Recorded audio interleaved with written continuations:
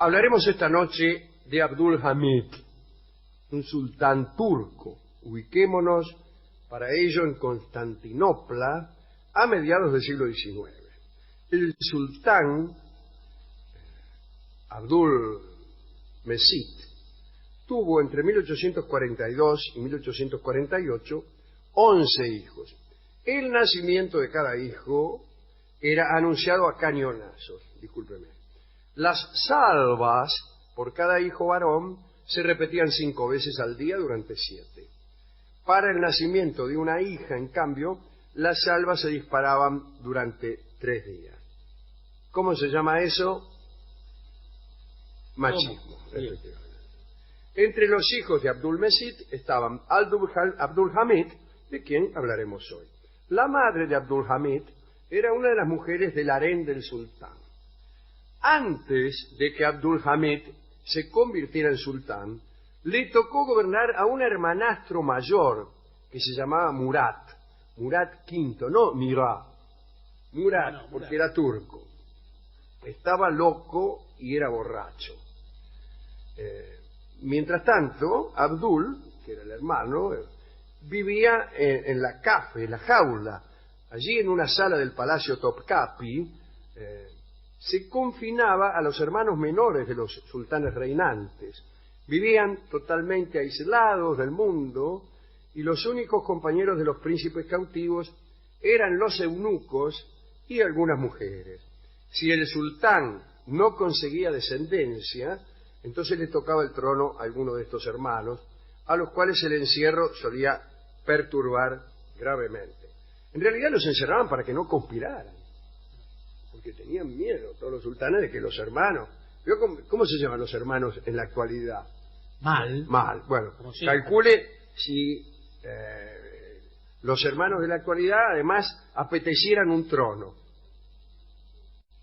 Pienso en algunos hermanos. Sí. Digo, si el hermano mayor tuviera el trono de algo, no hubiera durado. Bien, no importa. A Abdülhamid le tocó reinar porque, como se ha dicho, Murat estaba loco y por eso se lo desplazó. ¿Cómo estaba loco? Bueno, Murat se aterrorizaba de los clérigos ortodoxos griegos. Bueno, yo también. Pero no, parece que el tipo con solo verlos salía corriendo a los gritos y se encerraba en su habitación. Adoraba a los payasos. Le provocaban tanta risa que, disculpen ustedes, se orinaba delante de todos. Escupía también a cada momento porque creía que tenía la saliva envenenada. Entonces tan loco no estaba. Sí. Como varios jugadores de fútbol. Sí, claro. Creen que están envenenados. Por eso escupen de continuo. Sí. Intentaron curarlo con encantamientos, hechizos y otros elementos de la medicina actual. Y lo dejaron peor. El Consejo Imperial Otomano quiso que lo atendiera el doctor Leidesdorf, un alienista vienés. Los ministros impidieron, sin embargo, que el sultán fuera trasladado a Viena y el doctor Leidesdorf tuvo que abandonar el caso. Finalmente el gabinete de ministros decidió deponer al sultán Murat por incapacidad mental. Lo mandaron a la jaula del Topkapi y más tarde una salva de 100 cañonazos anunció a la población que había un nuevo sultán. Abdülhamid inició su reinado allá en agosto de 1876, tenía 34 años.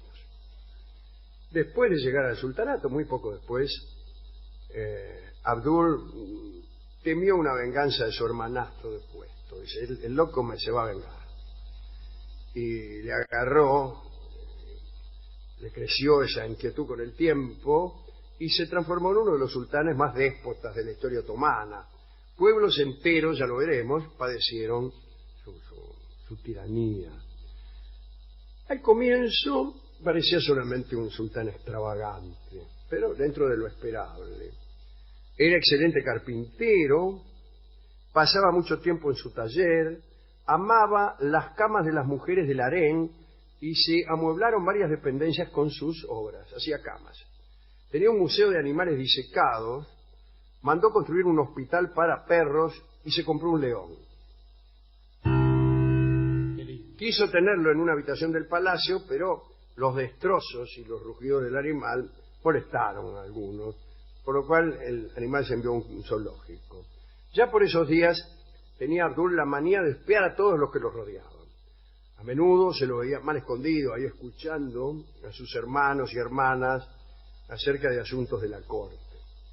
Le gustaba a Abdul Hamid andar por la ciudad, por Estambul. Compraba él las cosas en las tiendas y cada tanto entraba a un café, y aunque tenía un harén a su disposición, se enamoró de una vendedora belga que tenía una tienda de ropa en la calle de Pera. Se llamaba Flora Cordier y era hermosa. El sultán tenía la costumbre de ir a ver a la mena de ese negocio, y era muy tímido. Entonces solamente se acercaba para comprar guantes.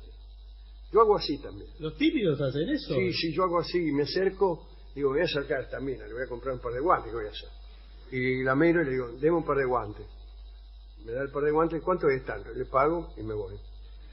Y así 30 años. ¿Pero cómo puede ser? No. Estoy esperando que alguna vez se caiga el techo encima y la mina me dice, vio, se ha caído el techo encima.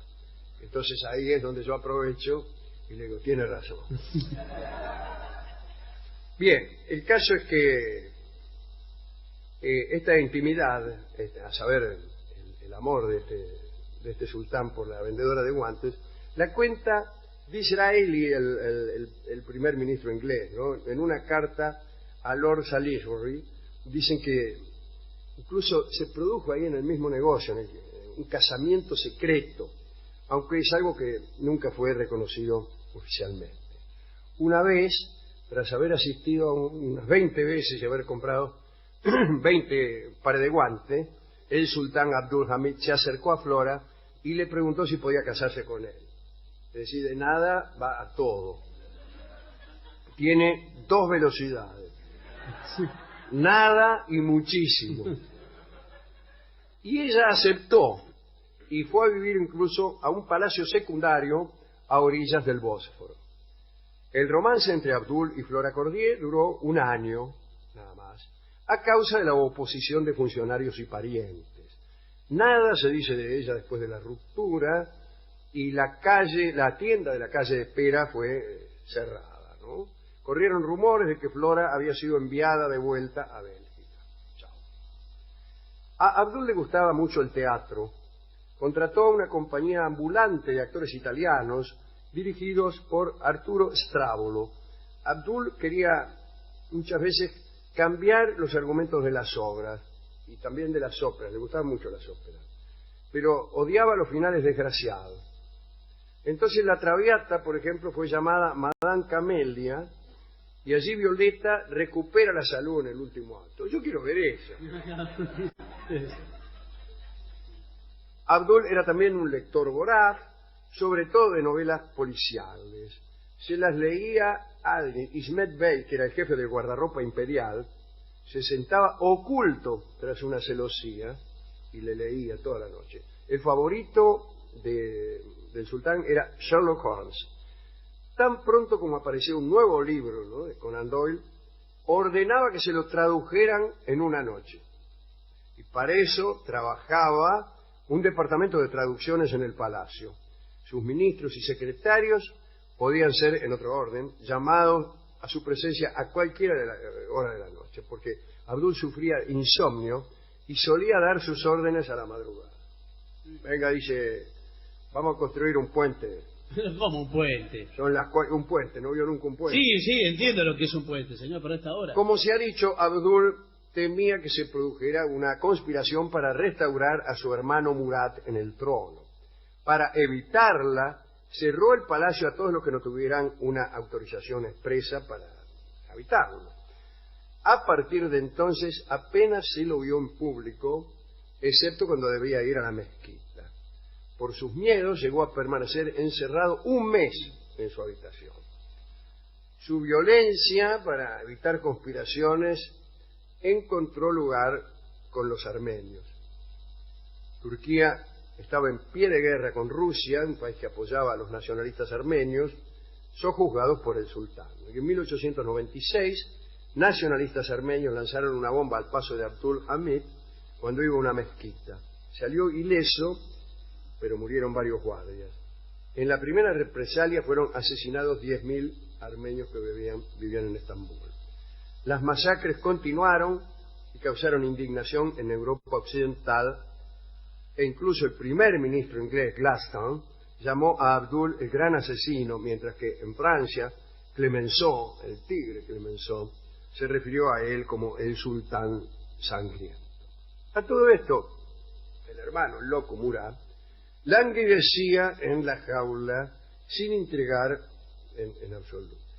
Su estadía allí se limitaba a la lectura, encuentro con muchachas de un harén subsidiario, era de segunda orden.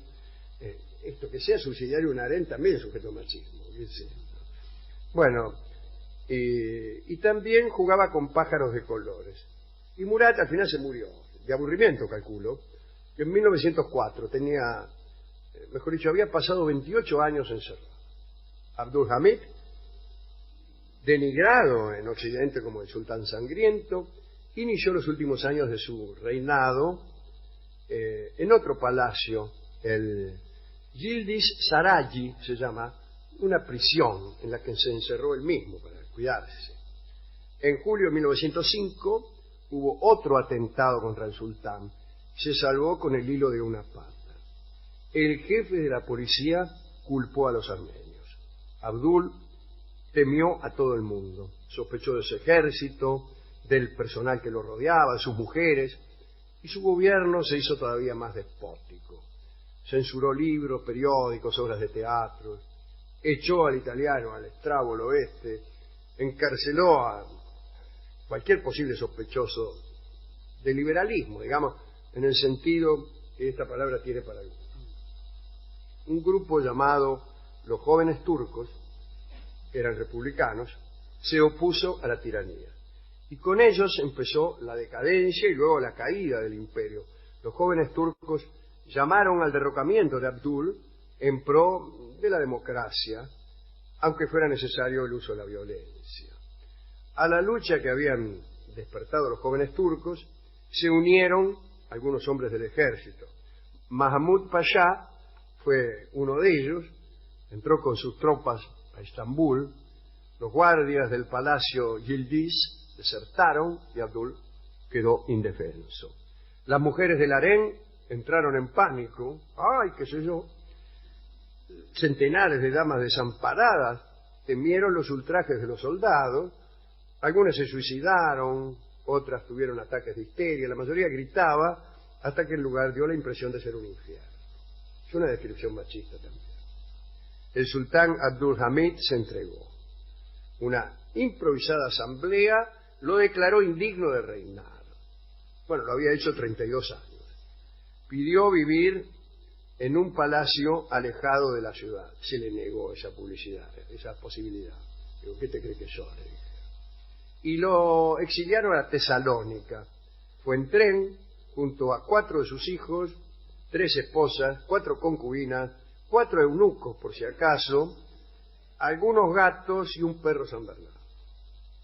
Las damas que quedaron en el harén fueron desalojadas del palacio. Una de las procesiones más tristes de las numerosas retiradas de grandes caídas era la compuesta por esas damas. Las infortunadas eran de todas las edades y eran tantas que hicieron falta 31 carruajes para sacarlas de Yildiz.